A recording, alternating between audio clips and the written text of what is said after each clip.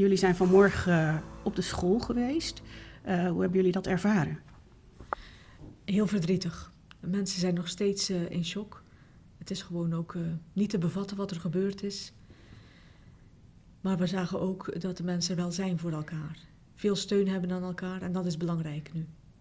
Ja. Wat kunnen wij doen als gemeente, is je vraag. En juist als gemeente willen we doen wat we zien dat mensen ook zoveel behoefte nu aan hebben.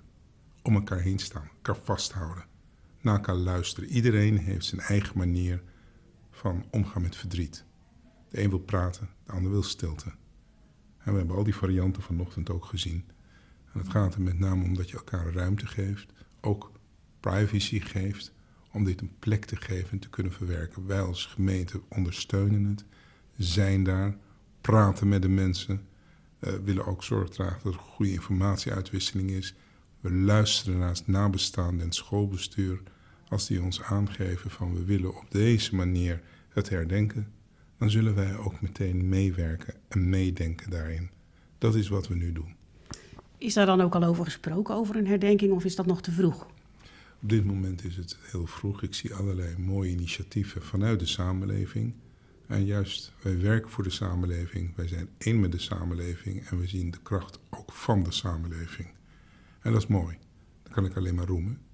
En tegelijkertijd kijk ik naar de gezinnen die het is overkomen. Die hebben Sonja en ik gisteren ook veel gesproken. Ook de gezinnen die hun kind zijn verloren. Een broer of een zus. En daarin alle ruimte geven om eerst dit verlies een plek te geven. Dat moet voor jullie ook ontzettend moeilijk zijn geweest gisteren om deze mensen te spreken.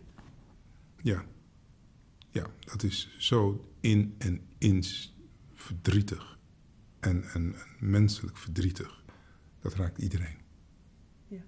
U heeft zelf ook kinderen in Koewacht, dat is redelijk dichtbij Axel. Kent u persoonlijk mensen die zijn geraakt door dit verdriet? Ja, je kent altijd mensen.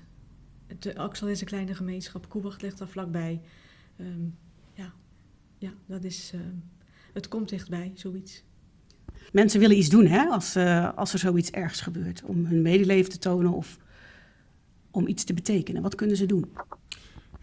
Allereerst kijk ik altijd naar de privacy van de direct betrokkenen. Die geven aan hoeveel ruimte ze geven om gesteund te worden en welke steun ze ontvankelijk voor zijn, open voor staan. Dat is ook van belang. Stel ze centraal. Kijk om naar je medemensen. Er zijn onder ons zoveel Zeeuws-Vlamingen, zoveel mensen uit Axel die iets heel naars hebben meegemaakt en die wond wordt woest opengetrokken. Heb daar oog voor. En dat doet pijn. En dat zal niet alleen op korte termijn pijn doen, maar is voor hele lange termijn. Dus laten we elkaar ook voor die lange termijn steunen en er zijn voor hen. In woord, in daad.